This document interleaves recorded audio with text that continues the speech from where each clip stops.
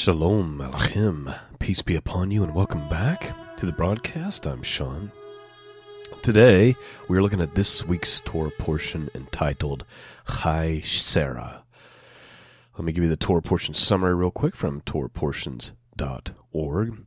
The fifth reading from the book of Genesis is named Chayei. It means Sarah lived, because the narrative begins with these words. Now Sarah lived 127 years.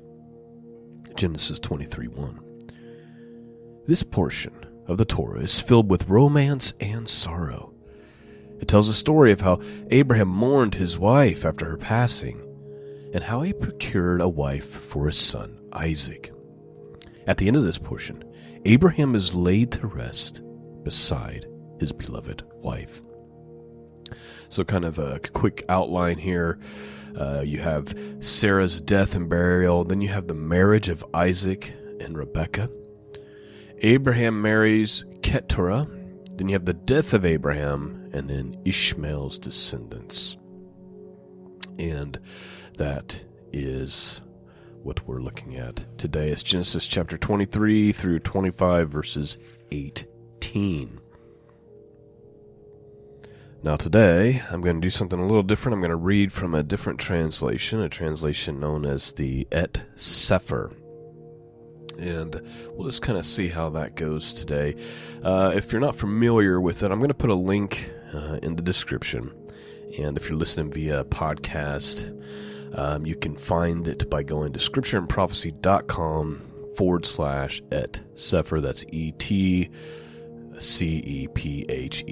Et Sefer.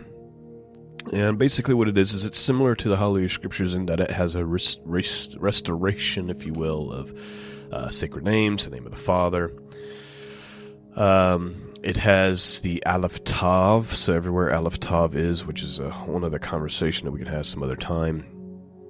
It has that in the text, and it also includes 87 books, so it's the normal canon plus the Apocrypha, historical narrative books like Jasher, Dead Sea Scroll books like Enoch and Jubilees. So that's basically what it is, and I'll just leave it at that because we don't want to spend the whole time talking about the translation, but I'm going to try it out on you guys today.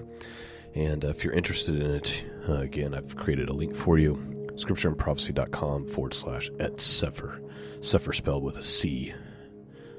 Okay, let's jump into our portion today. Chayei, the life of Sarah. Starting with Genesis chapter 23, verse 1.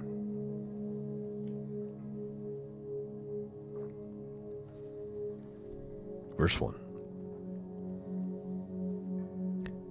And Sarah was 127 years old. These were the years of the life of Sarah. And Sarah died in Chayei, Arabia. The same as Hebron in the land of Canaan. And Abraham came to mourn for Sarah, and to weep for her. And Abraham stood up from before his dead, and spoke unto the sons of Heth, saying, I am a stranger and a sojourner with you. Give me a possession of a burying place with you, that I might bury my dead out of my sight. And the children of Heth answered Abraham, saying unto him, Hear us, my lord, you are a mighty prince among us. In the choice of our sepulchres bury your dead. None of us shall withhold from you his sepulchre, but that you may bury your dead. And Abraham stood up, and he bowed himself to the people of the land, even to the children of Heth. And he commanded them, saying, If it be your mind that I should bury my dead out of my sight, hear me, and entreat me to Ephron the son of Sohar, that he may give me the cave of Machpelah, which he has, which is in the end of his field. For as much money as it's worth, he shall give it to me for a possession of a burying place amongst you. And Ephron dwelt amongst the children of Heth. And Ephron, a Hittite, answered Abraham in the audience of the children of Heth, even of all that went in at the gate of his city, saying, Nay, my lord, hear me. The field give I you, and the cave that is therein. I give it to you. In the presence of the sons of my people, I give it to you. Bury your dead.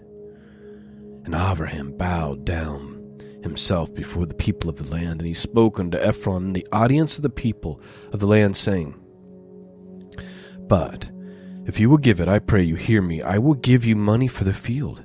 Take it of me, and I will bury my dead there. And Ephron answered Abraham, saying unto him, My lord, hearken unto me. The land is worth 400 shekels of silver. What is that betwixt me and you? Bury therefore your dead.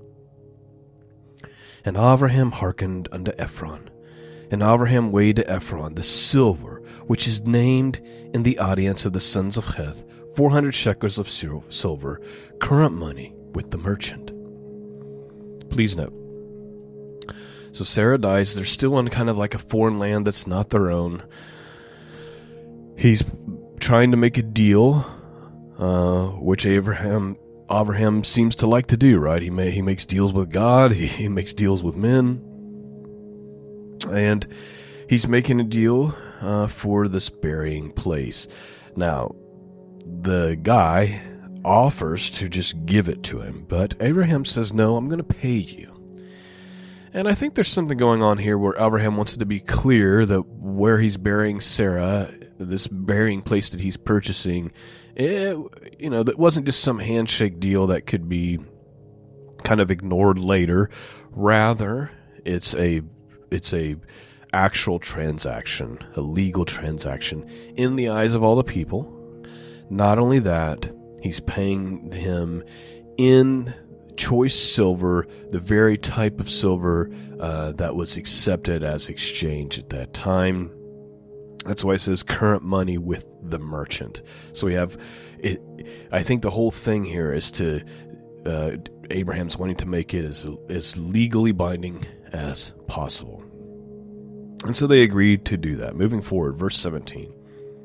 And the field of Ephron, which was in Machpelah, which was before Mamre, the field, the cave which was therein, and all the trees that were in the field, that were in all the borders round about, were made sure unto Abraham for a possession in the presence of the children of Heth, before all that went in at the gate of his city. And after this Abraham buried Sarah, his woman, in the cave of the field of Machpelah before Mamre, the same as Hebron in the land of Canaan. And the field and the cave that is therein were made sure unto Abraham for a possession of a burying place by the sons of Heth. Chapter 24.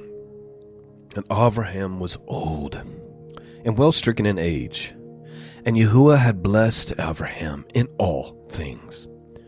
Please note, one thing I forgot to mention that you're picking up on right now. I'm in the camp of believing that the way that God's name is pronounced is Yehovah, and that's based on a lot of scholarly work done by Nehemiah Gordon and some others.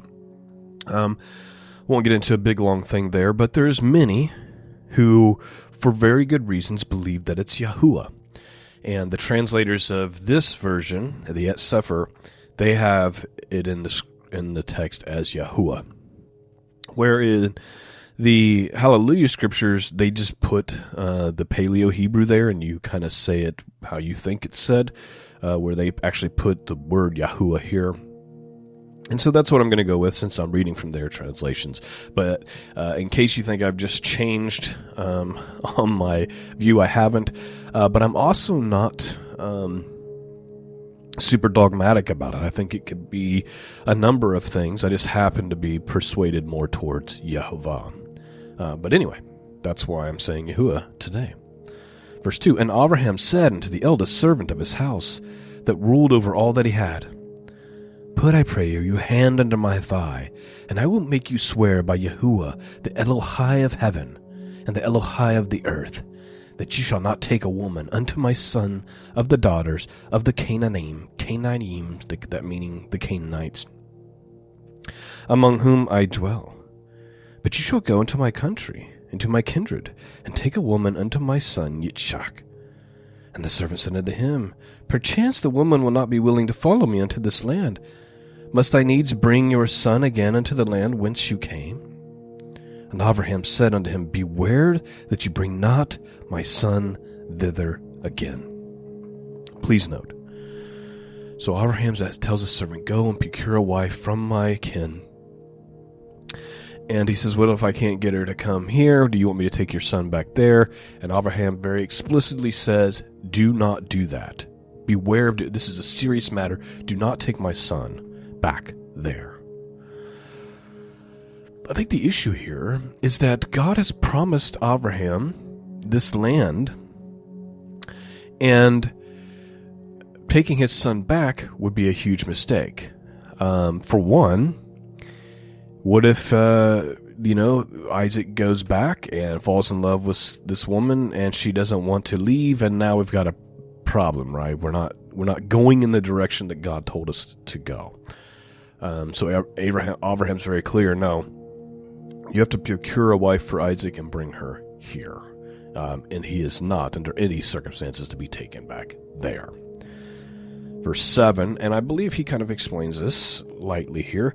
Verse 7, Yahuwah Elohai of heaven, which took me from my father's house and from the land of my kindred, and which spoke unto me, that swore unto me, saying, Unto your seed I will give this land.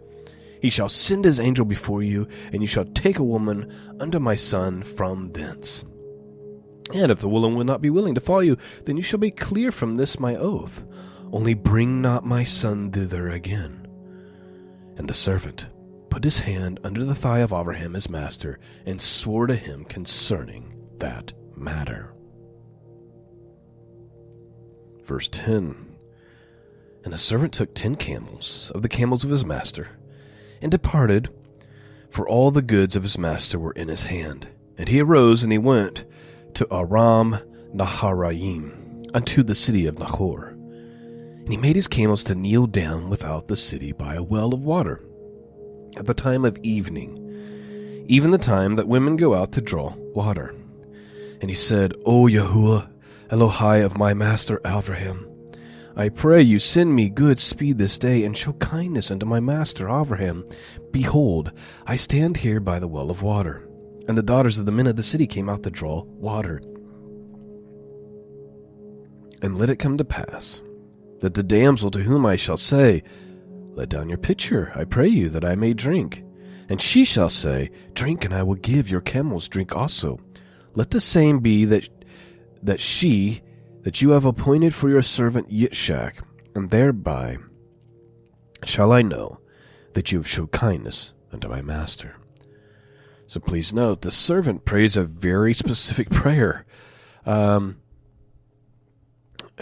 this is how I'll know it's from you. She's going to do this exact thing. That's kind of a scary prayer to pray. Because it requires an obscene amount of faith to put stipulations on it as to know it's from God. Now, I don't know about you, if you've ever done that before, and then, of course, nothing ever plays out, right?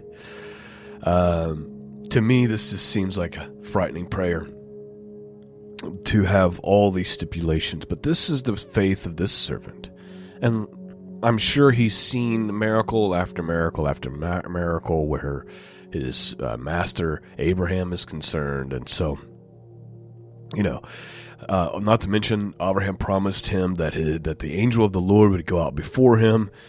He has a lot of reasons to believe that he's going to be successful in this mission. Let's continue on. And it came to pass, before he was done speaking, that behold, Rebekah came out, who was born of Bethuel, son of Milcah, the woman of Nahor, Abraham's brother, with her pitcher upon her shoulder. So please note, while he's saying the prayer, here comes the damsel. Now, I don't know about you, but I want the kind of faith that when I pray, things are happening before I'm even done praying. Wouldn't you like that kind of faith?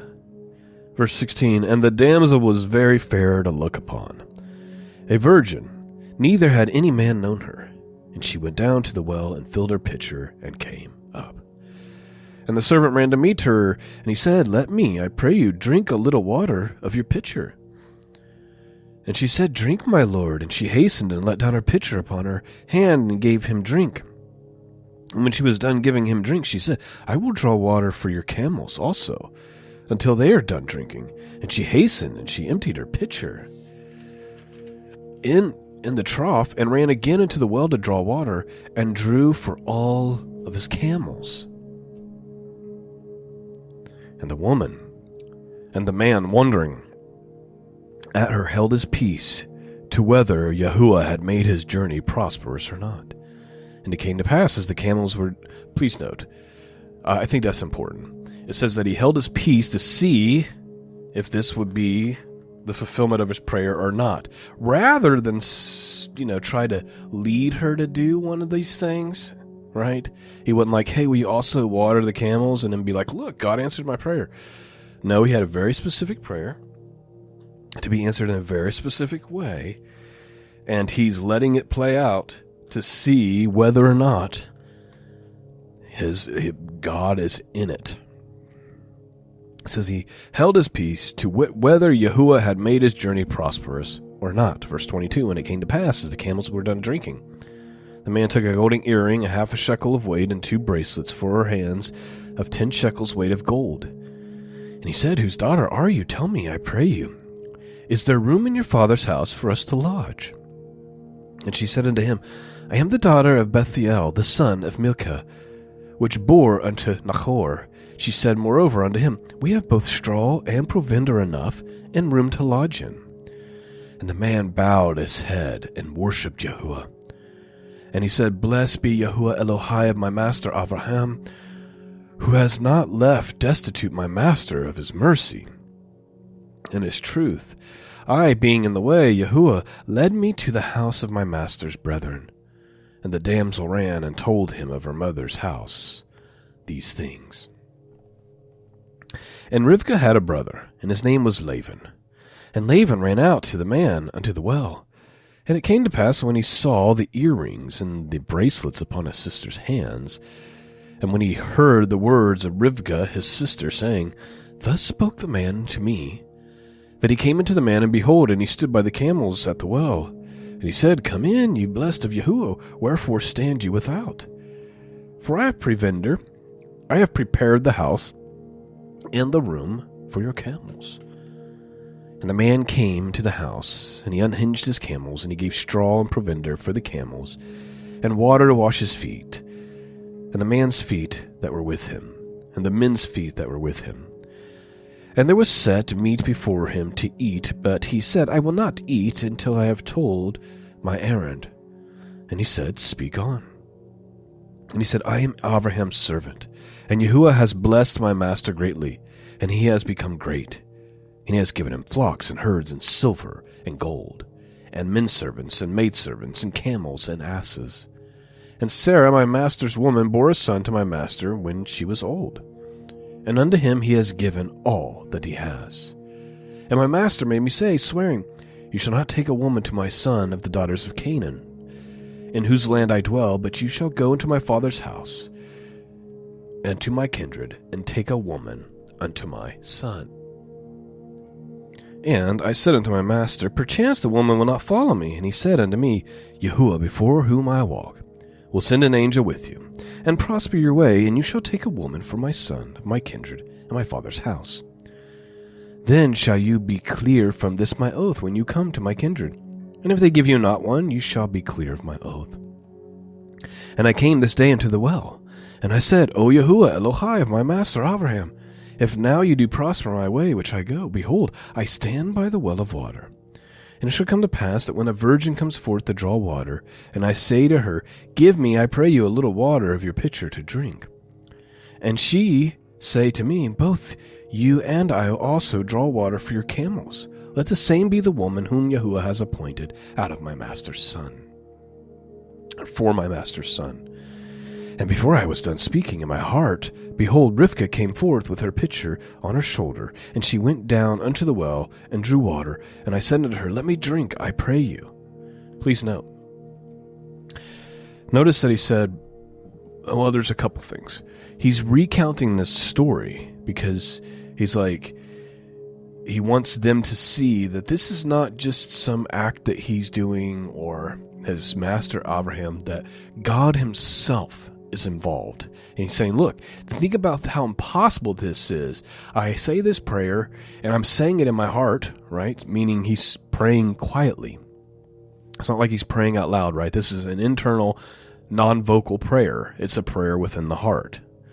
Just so you know, God can hear that. And so you can see that it's not just this, that God is clearly involved, and what are the chances that this would happen in this way and to play out perfectly just as I'm praying. And verse 46, and she made haste and let down her pitcher from her shoulder and said, drink, and I will give your camels drink also. So I drank, and she made the camels drink also. And I asked her, and I said, whose daughter are you? And she said, the daughter of Bethuel, Nachor's son, from Milcah, bore unto him. And I put an earring upon her face, and the bracelets upon her hands. And I bowed down my head, and worshipped Yahuwah, and blessed Yahuwah Elohai of my master Abraham, which had led me in the right way, to take my master's brother's daughter unto a son. And now, if you will deal kindly and truly with my master, tell me, and if not, tell me, that I may turn to the right hand or to the left. Then Laban and Bethuel answered and said, the thing proceeds from Yahuwah. We cannot speak unto you bad or good. Behold, Rivkah is before you. Take her and go, and let her be your master's son's woman, as Yahuwah has spoken. And it came to pass that, when Abraham's servant heard their words, he worshipped Yahuwah, bowing himself to the earth. And the servant brought forth jewels of silver and jewels of gold and raiment, and gave them to Rivkah. And he gave also to her brother and to her mother precious things. And they did eat and drink, and the men that were with him, and tarried all night. And they rose up in the morning, and he said, send me away unto my master. And her brother with her mother said, let the damsel abide with us a few days, at least 10. After that she shall go. And he said unto them, hinder me not, seeing Yahuwah has prospered my way, and send me away that I may go to my master. Please note, I hope that this servant was well paid, right? Like, this guy is a servant of servants. He's there. He's godly and upright. He's praying to God for everything, making sure that it's the right thing, making sure it's within the will of the Lord. They're trying to, stall, and he's not having it. I mean, he is a great servant. Let's see, where were we? Send me away unto my master. Verse 55, and her brother and her mother said, let the damsel abide with us a few days, at least 10. After that she shall go. And he said unto them, hinder me not, seeing Yahuwah has prospered my way, and send me away that I may go to my master. And they said, we will call the damsel and inquire her mouth. And they called Rivkah, and they said unto her, will you go with this man? And she said, I will go. And they sent away Rivkah, their sister, and her nurse, and Abraham's servant, and his men. And they blessed Rivkah, and said unto her, you are our sister, be the mother of thousands of millions, and let your seed possess the gate of those which hate them. Please note, real quick, notice what it meant to be a blessed woman. It wasn't... Actually, I'm not even going to get into it. In the eyes of God, in the eyes of the Scriptures, in the eyes of most of human history, a blessed woman was a woman who could bear children, who could be a mother. That was the greatest of gifts. And that's what they pronounce over her. May you be the mother of thousands of millions. Verse 61, and Rivkah arose, and her damsels, and they rode upon the camels, and followed the man. And the servant took Rivkah, and went his way. And Yitzchak came from the way of the well of Beer Lachai, Roi, for he dwelt in the country of Negev. And Yitzchak went out to meditate in the field in the evening. And he lifted up his eyes and saw, and behold, the camels were coming. And Rivkah lifted up her eyes, and when she saw Yitzchak, she lighted off the camel, for she had said unto the servant, what man is this that walks in the field to meet us? And Rebekah said, and the servant has said, It is my master. Therefore she took a veil and covered herself. And the servant told Yitzchak all the things that he had done. And Yitzchak brought her in to his mother Sarah's tent. And he took Rebekah, and she became his woman. And he loved her, and Yitzchak was comforted after his mother's death. So please note, did they not have to go to the courthouse and get like a marriage certificate and have some judge or go find some pastor to make it official, by the power invested of the state, by the power invested in me, you are now married? No. Marriage was simply an agreement between man and woman, a very serious, sacred agreement, but an agreement nonetheless, in the presence of other people, and then you would go consummate the marriage, and now it's official before God. That's how it was done. Yitzchak and Rivka, Isaac and Rebekah, they had kind of like a love at first sight situation. They agreed to be married, and then they go back to Yitzchak's tent and consummate the marriage. And now Yitzchak is comforted after his mother's death. 18 more verses. Chapter 25. And again Abraham took a woman, and her name was Keturah. And she bore him Zimram, and Yakshan, and Medan, and Midian, and Yishbak, and Shuach, and Yakshan begat Sheva, and Dedan.